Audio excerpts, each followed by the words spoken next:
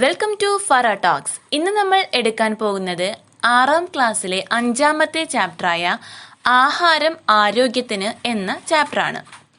ഇതിൽ നമ്മൾ പഠിക്കുന്നത് പോഷകത്തെക്കുറിച്ചും അതേപോലെ പോഷക ഘടകങ്ങളെക്കുറിച്ചും പോഷകേതര ഘടകങ്ങളെക്കുറിച്ചും ഒക്കെയാണ്.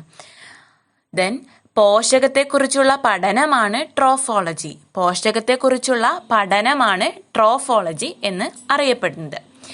ഈ പോഷക ഘടകങ്ങൾ എന്ന് പറഞ്ഞാൽ മാംസ്യം, അതുപോലെ ധാന്യകം, ഇതൊക്കെ പോഷക ഘടകങ്ങളാണ്. അപ്പം നമുക്ക് ആദ്യം നോക്കാം ധാന്യകം അഥവാ കാർബോഹൈഡ്രേറ്റ്സ് എന്ന് പറയുന്നത്. കാർബൺ, ഹൈഡ്രജൻ, ഓക്സിജൻ എന്നിവ കൊണ്ടാണ് ധാന്യകം നിർമ്മിച്ചിരിക്കുന്നത്. ശരീരപ്രവർത്തനങ്ങൾക്ക് ആവശ്യമായ ഊർജം നൽകുക എന്നതാണ് ഇതിൻ്റെ മുഖ്യധർമ്മം. അന്നജം, പഞ്ചസാര, ഗ്ലൂക്കോസ്, സെല്ലുലോസ് എന്നിവ ധാന്യകങ്ങളുടെ വിവിധ രൂപങ്ങളാണ്. ഇതിൽ സെല്ലുലോസ് മനുഷ്യ ശരീരത്തിൽ ദഹിക്കാത്ത ഒരു ധാന്യകമാണ്. ഓക്കെ, നെക്സ്റ്റ് ധാന്യങ്ങൾ, കിഴങ്ങുവർഗ്ഗങ്ങൾ എന്നിവയിൽ അന്നജ രൂപത്തിലാണ് ധാന്യകം അടങ്ങിയിട്ടുള്ളത്. അപ്പോൾ നമ്മൾ കാർബോഹൈഡ്രേറ്റ് പറഞ്ഞു. നെക്സ്റ്റ് കാർബോഹൈഡ്രേറ്റിനെ കുറിച്ച് പറയുന്നത് പ്രായപൂർത്തിയായ ഒരാളിൽ ഒരു ദിവസം 500 ഗ്രാം കാർബോഹൈഡ്രേറ്റ് എത്തണം. ഓക്കെ, നെക്സ്റ്റ് 1 ഗ്രാം കാർബോഹൈഡ്രേറ്റ് അഥവാ 1 ഗ്രാം ധാന്യകത്തിൽ 4.4 കലോറിയാണ് അടങ്ങിയിട്ടുള്ളത്. 4.4 കലോറി ഊർജമാണ് 1 ഗ്രാം കാർബോഹൈഡ്രേറ്റിൽ അടങ്ങിയിട്ടുള്ളത്. ഇനി നമ്മൾ പറയുന്നത് അന്നജ പരിശോധന ടെസ്റ്റാണ്. അന്നജ പരിശോധന ടെസ്റ്റാണ് അയഡിൻ ടെസ്റ്റ്. ഓക്കെ, അന്നജ പരിശോധന ടെസ്റ്റാണ് അയഡിൻ ടെസ്റ്റ്. ഇതിൽ അന്നജം അയഡിൻ ലായനിയുമായി പ്രവർത്തിക്കുമ്പോൾ നമുക്ക് നീല നിറമാണ് ഉണ്ടാകുന്നത്, ഒരു കടും നീല നിറമാണ് ഉണ്ടാകുന്നത്. ഓക്കെ, നെക്സ്റ്റ് ഗ്ലൂക്കോസിന്റെ സാന്നിധ്യം അറിയാനുള്ള ടെസ്റ്റാണ് ബെനഡിക്ട് ടെസ്റ്റ്. ഗ്ലൂക്കോസിന്റെ സാന്നിധ്യം അറിയാനുള്ള ടെസ്റ്റാണ് Benedict test. Next one, Benedict ടെസ്റ്റിൽ പഞ്ചസാര ഉണ്ടെങ്കിൽ നമുക്ക് ലഭിക്കുന്ന നിറം ബ്രിക്ക് റെഡ് ആണ്. ഓക്കെ, അപ്പോൾ ഒന്നുകൂടെ നോക്കാം. ഒരു പ്രായപൂർത്തിയായ ഒരാളിൽ ഒരു ദിവസം 500 ഗ്രാം കാർബോഹൈഡ്രേറ്റ് എത്തണം. അതുപോലെ 1 ഗ്രാം കാർബോഹൈഡ്രേറ്റിൽ 4.4 കലോറി ഊർജമാണ് ഉള്ളത്. നെക്സ്റ്റ് വൺ, അന്നജ പരിശോധന ടെസ്റ്റാണ് iodine test. Next one, glucose സാന്നിധ്യം അറിയാനുള്ള ടെസ്റ്റാണ് ബെനഡിക്ട് ടെസ്റ്റ്. ബെനഡിക്ട് ടെസ്റ്റിൽ പഞ്ചസാര ഉണ്ടെങ്കിൽ നമുക്ക് ബ്രിക്ക് കളർ കിട്ടും. അതായത് ബെനഡിക്ട് ടെസ്റ്റ് ചെയ്യുമ്പോൾ ബ്രിക്ക് റെഡ് കളർ കിട്ടിയാൽ അപ്പം നമുക്ക് മനസ്സിലാക്കാം അതിൽ പഞ്ചസാരയുടെ സാന്നിധ്യം ഉണ്ടെന്ന്. അപ്പോൾ നമ്മൾ കാർബോഹൈഡ്രേറ്റിനെ കുറിച്ച് പറഞ്ഞു കഴിഞ്ഞു. നെക്സ്റ്റ് പറയുന്നത് മാംസ്യം അഥവാ പ്രോട്ടീൻ എന്ന് പറയുന്നത്. ഓക്കെ, ശരീരനിർമ്മിതിക്കും വളർച്ചയ്ക്കും സഹായകമായ പ്രധാന ആഹാര ഘടകമാണ് പ്രോട്ടീന്. ശരീരത്തിലെ കോശങ്ങൾ, മുടി, ദഹനരസങ്ങൾ തുടങ്ങിയവയുടെ നിർമ്മാണത്തിന് പ്രോട്ടീൻ ആവശ്യമാണ്. ധാന്യകങ്ങളുടെ അഭാവത്തിൽ ഊർജോൽപാദനത്തിനും പ്രോട്ടീൻ പ്രയോജനപ്പെടുത്തുന്നു. അപ്പോൾ ധാന്യങ്ങൾ നമ്മുടെ ശരീരത്തിൽ കുറഞ്ഞു പോയാൽ ഊർജോൽപാദനത്തിന് നമ്മൾ പ്രോട്ടീന് പ്രയോജനപ്പെടുത്തും. Hydrogen, carbon, oxygen, nitrogen, sulphur എന്നിവയാണ് പ്രോട്ടീനിൽ അടങ്ങിയിരിക്കുന്നത്. ഏതൊക്കെയാണ്? ഹൈഡ്രജൻ ഉണ്ട്, കാർബൺ ഉണ്ട്, ഓക്സിജൻ ഉണ്ട്, നൈട്രജൻ ഉണ്ട്, സൾഫർ ഉണ്ട്. ഇവയൊക്കെയാണ് പ്രോട്ടീനിൽ അടങ്ങിയിട്ടുള്ളത്. ഒരാളുടെ ശരീരത്തിൽ ഒരു കിലോഗ്രാമിന് 1 ഗ്രാം എന്ന തോതിൽ ഓരോ ദിവസം പ്രോട്ടീൻ എത്തണം. അതായത് എനിക്കിപ്പോൾ ഒരു 30 കിലോഗ്രാം ആണ് എൻ്റെ വെയിറ്റ് എന്നുണ്ടെങ്കിൽ അപ്പോൾ ഒരു 30 ഗ്രാം പ്രോട്ടീന് എൻ്റെ ശരീരത്തിൽ എത്തണം. അപ്പോൾ അതാണ് പ്രോട്ടീനെ കുറിച്ച് പറഞ്ഞത്. അപ്പം നമുക്ക് നോക്കാം. ശരീരനിർമ്മിതിക്കും വളർച്ചയ്ക്കും സഹായിക്കുന്നതാണ് പ്രോട്ടീന്. അതുകൊണ്ട് തന്നെ ഇതിനെ ബോഡി ബിൽഡർ എന്ന് അറിയപ്പെടുന്നുണ്ട് കേട്ടോ. പ്രോട്ടീനെ ബോഡി ബിൽഡർ എന്ന് അറിയപ്പെടുന്നുണ്ട്. അതുപോലെ കോശത്തിലെ പ്രവർത്തിയെടുക്കുന്ന കുതിരകൾ എന്നും പ്രോട്ടീന് അറിയപ്പെടുന്നുണ്ട്. നെക്സ്റ്റ് നമ്മൾ പറഞ്ഞു 1 കിലോഗ്രാമിന് 1 ഗ്രാം എന്ന തോതിൽ പ്രോട്ടീന് ഒരു ദിവസം നമ്മുടെ ശരീരത്തിൽ എത്തണം. നെക്സ്റ്റ് ഏറ്റവും കൂടുതൽ പ്രോട്ടീൻ അടങ്ങിയതാണ് സോയാബീൻ. ഓക്കെ, സോയാബീനിൽ 36 ഗ്രാം പ്രോട്ടീൻ എന്നാണ് 36 ഗ്രാം പ്രോട്ടീൻ ഉണ്ടെന്നാണ് പറയപ്പെടുന്നത്. സോയാബീനെ എല്ലില്ലാത്ത മാംസ്യം എന്നും അറിയപ്പെടുന്നു. അപ്പോൾ സോയാബീനെ എല്ലില്ലാത്ത മാംസ്യം എന്ന് അറിയപ്പെടുന്നുണ്ട്. ഓക്കെ, ഏറ്റവും കൂടുതൽ പ്രോട്ടീൻ ഇതിലായതുകൊണ്ടാണ് അങ്ങനെ അറിയപ്പെടുന്നത്. നെക്സ്റ്റ് നമുക്ക് നോക്കാം. മാംസ്യോൽപാദനം നടക്കുന്ന കോശഭാഗമാണ് റൈബോസോം. മാംസ്യോൽപാദനം, പ്രോട്ടീന്റെ ഉൽപാദനം നടക്കുന്ന കോശഭാഗമാണ് റൈബോസോം എന്ന് അറിയപ്പെടുന്നത്. മനുഷ്യ ശരീരത്തിലെ പ്രോട്ടീൻ ഫാക്ടറി എന്നും റൈബോസോമിനെ അറിയപ്പെടുന്നുണ്ട്. മനുഷ്യ ശരീരത്തിലെ പ്രോട്ടീൻ ഫാക്ടറി എന്നും റൈബോസോമിനെ അറിയപ്പെടുന്നുണ്ട്. അപ്പോൾ ഒന്നുകൂടെ നോക്കാം. ശരീര നിർമ്മിതിക്കും വളർച്ചയ്ക്കും സഹായകമാകുന്നതാണ് പ്രോട്ടീൻ. കോശത്തിലെ പ്രവൃത്തിയെടുക്കുന്ന കുതിരകൾ എന്നാണ് പ്രോട്ടീനെ അറിയപ്പെടുന്നത്. പ്രോട്ടീന് ബോഡി ബിൽഡർ എന്നും അറിയപ്പെടുന്നുണ്ട്. ഒരു ദിവസം 1 കിലോഗ്രാമിന് 1 ഗ്രാം എന്ന തോതിൽ നമ്മുടെ ശരീരത്തിൽ പ്രോട്ടീൻ എത്തണം. ഏറ്റവും കൂടുതൽ പ്രോട്ടീൻ അടങ്ങിയ ഭക്ഷണമാണ് ഫുഡാണ് സോയാബീൻ. സോയാബീനെ അതുകൊണ്ട് തന്നെ എല്ലില്ലാത്ത മാംസ്യം എന്നും അറിയപ്പെടുന്നുണ്ട്. നെക്സ്റ്റ് നമ്മൾ പറഞ്ഞത് മാംസ്യോൽപാദനം നടക്കുന്ന കോശഭാഗമാണ് റൈബോസോം. മനുഷ്യ ശരീരത്തിലെ പ്രോട്ടീൻ ഫാക്ടറി എന്നും റൈബോസോമിനെ അറിയപ്പെടുന്നുണ്ട്. നെക്സ്റ്റ് പറയുന്നത് മാംസ്യോൽപാദനം നടക്കുന്ന കോശഭാഗം നമ്മൾ പറഞ്ഞു കഴിഞ്ഞു, റൈബോസോം ആണ്. ഇനി മാംസ്യത്തിന്റെ സാന്നിധ്യം തിരിച്ചറിയാൻ വേണ്ടിയിട്ടാണ് നൈട്രിക് ആസിഡ് യൂസ് ചെയ്യുന്നത്. മാംസ്യത്തിന്റെ സാന്നിധ്യം തിരിച്ചറിയാൻ നമ്മൾ നൈട്രിക് ആസിഡ് യൂസ് ചെയ്യും. ഇനി പ്രോട്ടീന് കുറഞ്ഞാൽ, അതായത് പ്രോട്ടീന്റെ അഭാവത്തിൽ ഉണ്ടാകുന്ന രോഗങ്ങളാണ് കോഷിയോർക്കറും മരാസ്മസും. ഓക്കെ, പ്രോട്ടീന്റെ അഭാവം മൂലമുണ്ടാകുന്ന ഒരു രോഗമാണ് കോഷിയോർക്കർ. ഇത് ബാധിച്ചവരുടെ ശരീരം ശോഷിച്ചും വയറ് വീർത്തുമായിരിക്കും ഉണ്ടാവുക. ഈ പിക്ചറിൽ കാണുന്നതാണ് ഈ കോഷിയോർക്കർ എന്ന് പറയുന്ന രോഗം ബാധിച്ചാൽ ഉണ്ടാകുന്ന ഒരവസ്ഥ. ഇനി നെക്സ്റ്റ് പറയുന്നത് മരാസ്മസ്. പ്രോട്ടീന്റെ അഭാവത്തിൽ ഉണ്ടാകുന്ന രോഗമാണ് മരാസ്മസ്. പ്രോട്ടീന്റെ അഭാവം മൂലം ഉണ്ടാകുന്ന ഒരു രോഗമാണ് കോഷിയോർക്കർ. അതുപോലെ തന്നെ ഒരു രോഗമാണ് മരാസ്മസ്. അപ്പോൾ മരാസ്മസിനെ വിശപ്പിന്റെ രോഗം അഥവാ അല്ലെങ്കിൽ പട്ടിണിയുടെ രോഗം എന്നൊക്കെ അറിയപ്പെടുന്നുണ്ട്. അപ്പം നമ്മൾ നൈട്രിക് ആസിഡ് പറഞ്ഞു. മാംസ്യത്തിന്റെ സാന്നിധ്യം തിരിച്ചറിയാൻ വേണ്ടിയിട്ടാണ് നമ്മൾ നൈട്രിക് ആസിഡ് യൂസ് ചെയ്യുന്നത്. ഇനി പ്രോട്ടീന്റെ അഭാവം മൂലം ഉണ്ടാകുന്ന 2 രോഗങ്ങളാണ് കോഷിയോർക്കറും അതുപോലെ തന്നെ മരാസ്മസും. കോഷിയോർക്കർ ബാധിച്ചാൽ ഈ പിക്ചറിൽ കാണുന്ന ഒരു അവസ്ഥയാണ് ഉണ്ടാവുക. മരാസ്മസിന് അറിയപ്പെടുന്നത് വിശപ്പിന്റെ രോഗം അഥവാ അല്ലെങ്കിൽ പട്ടിണിയുടെ രോഗം എന്നൊക്കെ അറിയപ്പെടുന്നത് മരാസ്മസ് ആണ്. ഓക്കെ, 1 ഗ്രാം പ്രോട്ടീനിൽ 4.2 കലോറി ഊർജമാണ് അടങ്ങിയിട്ടുള്ളത്. 1 ഗ്രാം പ്രോട്ടീൻ 1 ഗ്രാം മാംസ്യത്തിൽ 4.2 കലോറി ഊർജമാണ് അടങ്ങിയിട്ടുള്ളത്.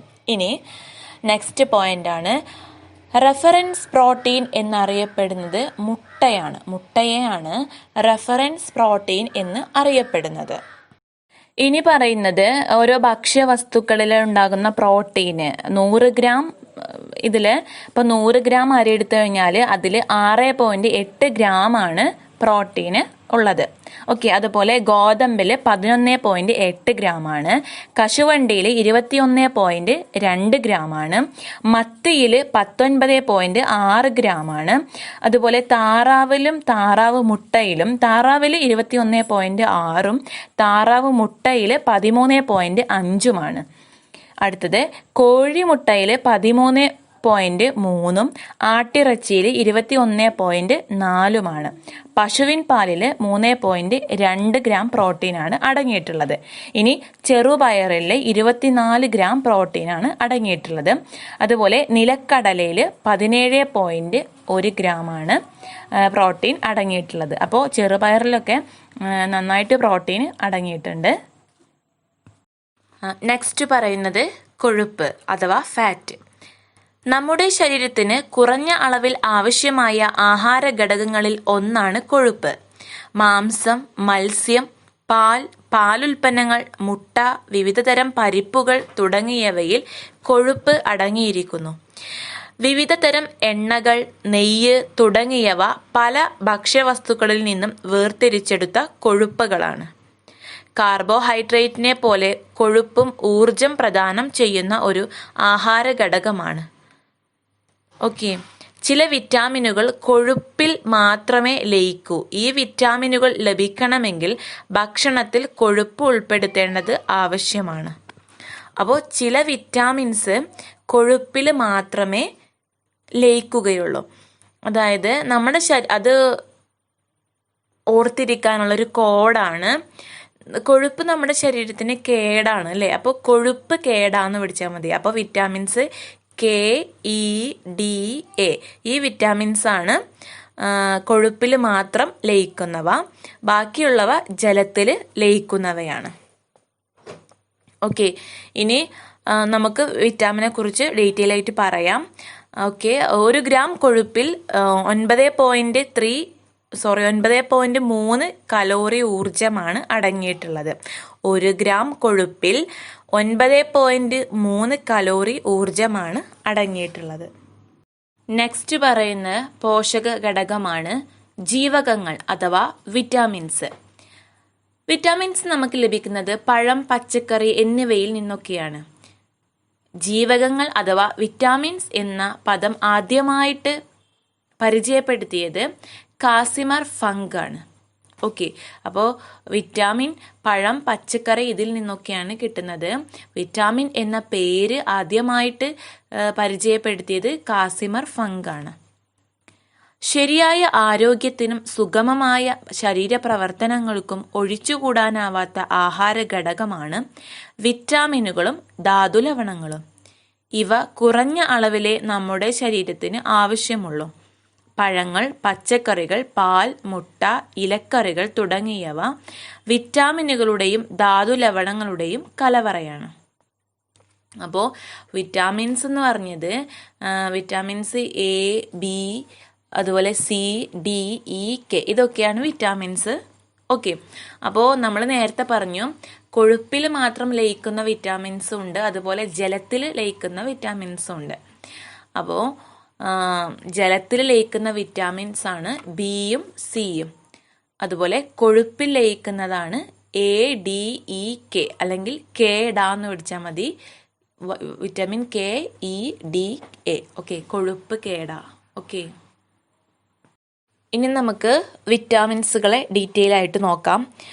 വിറ്റാമിൻ എ എന്ന് പറയുന്നത് നമ്മുടെ കണ്ണ്, ത്വക്ക്, മുടി എന്നിവയുടെ ആരോഗ്യത്തിന് വിറ്റാമിൻ എ അത്യാവശ്യമാണ്.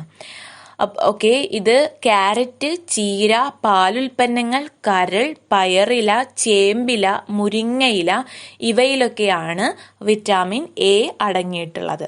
ഓക്കെ, കണ്ണ്, ത്വക്ക്, മുടി എന്നിവയുടെ ആരോഗ്യത്തിന് വിറ്റാമിൻ എ ആണ് ആവശ്യം. ഓക്കെ, നെക്സ്റ്റ് വിറ്റാമിൻ ഡി നോക്കാം. സൂര്യപ്രകാശം ഏൽക്കുമ്പോൾ ശരീരത്തിൽ നിർമ്മിക്കപ്പെടുന്നതാണ് വിറ്റാമിൻ ഡി. അതുപോലെ പാലുൽപ്പന്നങ്ങളിൽ നിന്നും വിറ്റാമിൻ ഡി ലഭിക്കും. വിറ്റാമിൻ ഡി നമ്മുടെ ശരീരത്തിലെ എല്ലുകളെയും പല്ലുകളുടെയും ഒക്കെ ആരോഗ്യവും അതുപോലെ കാൽസ്യം, ഫോസ്ഫറസ് എന്നിവയുടെ ആഗിരണവും ഒക്കെ നടത്തുന്നു. ഓക്കെ, ഇപ്പം നമ്മൾ വിറ്റാമിൻ എ പറഞ്ഞു, രണ്ടാമത്തെ വിറ്റാമിൻ ഡി പറഞ്ഞു. Next vitamin E. സസ്യ എണ്ണകളിൽ നിന്നാണ് വിറ്റാമിൻ ഇ ലഭിക്കുന്നത്. ഇത് നാഡികളുടെയും ചുവന്ന രക്താണുക്കളുടെയും ആരോഗ്യത്തിനാണ് വിറ്റാമിൻ എ സഹായകമാകുന്നത്. Next vitamin K. കാബേജ്, ചീര, കോളിഫ്ലവർ ഇവയിൽ നിന്നാണ് നമുക്ക് വിറ്റാമിൻ കെ ലഭിക്കുന്നത്. മുറിവുണ്ടാകുമ്പോൾ രക്തം കട്ട പിടിക്കാൻ വിറ്റാമിൻ കെ സഹായിക്കുന്നു. അപ്പോൾ നമ്മൾ ഇതുവരെ പറഞ്ഞ vitamin A, D, E, K ഇതൊക്കെ കൊഴുപ്പിൽ ലയിക്കുന്നവയാണ്. ഓക്കെ, അടുത്തത് വെള്ളത്തിൽ മാത്രം ലയിക്കുന്ന വൈറ്റമിൻസ് ആണ് പറയുന്നത്. Vitamin B. ധാന്യങ്ങളുടെ തവിട്, മുട്ട, പാൽ, ചേമ്പില ഇതിൽ നിന്നൊക്കെയാണ് വൈറ്റമിൻ ബി നമ്മുടെ ശരീരത്തിൽ എത്തുന്നത്.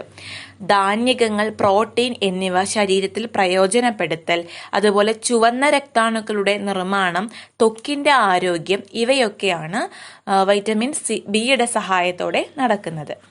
Next vitamin C. ഇതും വെള്ളത്തിൽ ലയിക്കുന്ന ഒരു വൈറ്റമിനാണ്. നമുക്ക് ഇത് പഴങ്ങൾ, നെല്ലിക്ക, മുരിങ്ങയില, പപ്പായ ഇവയിൽ നിന്നൊക്കെയാണ് വൈറ്റമിൻ സി ലഭിക്കുന്നത്. ഈ വൈറ്റമിൻ സി എന്ന് പറയുന്നത് ത്വക്ക്, പല്ല്, മോണ, അതുപോലെ രക്തകോശങ്ങൾ എന്നിവയുടെ ആരോഗ്യത്തിന് അനിവാര്യമാണ്. ഓക്കെ, അപ്പോൾ നമ്മൾ വൈറ്റമിൻസ് കംപ്ലീറ്റ് ആയിട്ട് പറഞ്ഞു. അപ്പോൾ ഇനി വൈറ്റമിൻസ് പഴങ്ങളിലും പച്ചക്കറികളിലും ഒക്കെയാണ് ഉള്ളതെന്ന് പറഞ്ഞു. അപ്പോൾ ഈ പച്ചക്കറി എന്ന് പറയുമ്പം അതിൽ നിന്ന് നമുക്ക് വിറ്റാമിൻ സി ആണ് ലഭിക്കുന്നത്. അപ്പോൾ പച്ചക്കറികളൊക്കെ അടച്ച് വേവിച്ചാൽ മാത്രമേ വിറ്റാമിൻ സി നമ്മുടെ ശരീരത്തിൽ എത്തുകയുള്ളൂ. കാരണം അല്ലെങ്കിൽ തുറന്ന് വെച്ച് വേവിച്ച് കഴിഞ്ഞാൽ നീരാവിയായിട്ട് അതിൽ വൈറ്റമിൻ സി പോകും. ഓക്കെ, അതുകൊണ്ട് പച്ചക്കറികളൊക്കെ അടച്ച് വെച്ച് വേവിക്കണം. നെക്സ്റ്റ് പറയുന്നത് ധാതു ലവണങ്ങൾ അഥവാ മിനറൽസ്. ഓക്കെ, ഇരുമ്പ്. ആദ്യമായിട്ട് പറയുന്നത് ഇരുമ്പിനെ കുറിച്ചാണ്. രക്തത്തിലെ ഹീമോഗ്ലോബിന്റെ നിർമ്മാണമാണ് ഇരുമ്പ് നടത്തുന്നത്.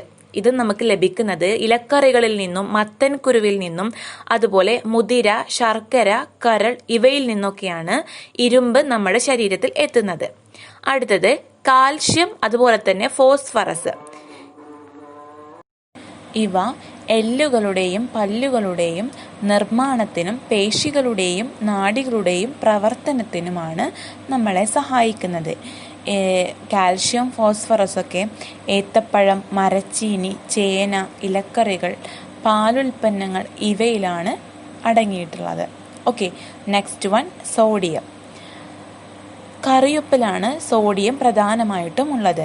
ശരീരത്തിന് ആവശ്യമായ ജലം നിലനിർത്തുകയാണ് സോഡിയം ചെയ്യുന്നത്. Okay, next iodine. തൈറോയിഡ് ഗ്രന്ഥിയുടെ ശരിയായ പ്രവർത്തനത്തിന്, അതുപോലെ തന്നെ മാനസിക വളർച്ചയ്ക്കൊക്കെ നമുക്ക് അയഡിൻ അത്യാവശ്യമാണ്. അയഡിൻ നമ്മുടെ ശരീരത്തിലെത്തണമെങ്കിൽ കടൽ വിഭവങ്ങൾ, അയഡിൻ ചേർത്ത ഉപ്പ്, കടൽ മത്സ്യങ്ങളുടെ തല ഇവയൊക്കെ കഴിക്കണം. നെക്സ്റ്റ് പറയുന്നത് പോഷക ഘടകങ്ങളും അപര്യാപ്തത രോഗങ്ങളുമാണ്. വൈറ്റമിൻ എയുടെ അപര്യാപ്തത മൂലം ഉണ്ടാകുന്ന രോഗമാണ് നിശാന്തത. ഓക്കെ, ഇതിൻ്റെ ലക്ഷണമാണ് മങ്ങിയ പ്രകാശത്തിൽ കാണാൻ കഴിയില്ല. മങ്ങിയ പ്രകാശത്തിൽ കാണാൻ കഴിയില്ല, ഇതാണ് നിശാന്തതയുടെ ലക്ഷണം. Next vitamin B. വൈറ്റമിൻ ബിയുടെ അപര്യാപ്തത മൂലമുണ്ടാകുന്ന രോഗമാണ് വായ്പുണ്ണ്. ഓക്കെ, ഇത് വായിൽ വ്രണങ്ങളായിട്ടാണ് ഉണ്ടാകുക. ഓക്കെ, അത് വൈറ്റമിൻ ബിയുടെ കുറവ് മൂലം ഉണ്ടാകുന്നതാണ് വായ്പുണ്ണ്. Next one vitamin C. Vitamin സിയുടെ കുറവ് മൂലം ഉണ്ടാകുന്ന രോഗമാണ് സ്കർവി. അതിൻ്റെ ലക്ഷണം എന്ന് പറയുന്നത് മോണയിൽ പഴുപ്പും രക്തസ്രാവവുമാണ്. ഓക്കെ, വൈറ്റമിൻ സിയുടെ അപര്യാപ്തത മൂലം ഉണ്ടാകുന്ന രോഗമാണ് സ്കർവി. ഇതിൻ്റെ ലക്ഷണം മോണയിൽ പഴുപ്പും രക്തസ്രാവവും ആണ്. നെക്സ്റ്റ് വൈറ്റമിൻ ഡിയുടെ അപര്യാപ്തത മൂലം ഉണ്ടാകുന്ന രോഗമാണ് കണ. ഇത് അസ്ഥികൾക്ക് കനം കുറഞ്ഞു വരുന്നു. ഇതിൻ്റെ ലക്ഷണം അസ്ഥികൾ കനം കുറഞ്ഞ് വളയുന്നു എന്നതാണ്. ഓക്കെ, നെക്സ്റ്റ് ഇരുമ്പ്. ഇതിൻ്റെ അപര്യാപ്തത മൂലം ഉണ്ടാകുന്ന രോഗമാണ് അനീമിയ. ഇതിൻ്റെ ലക്ഷണമാണ് രക്തക്കുറവ്, അതേപോലെ തന്നെ വിളർച്ച.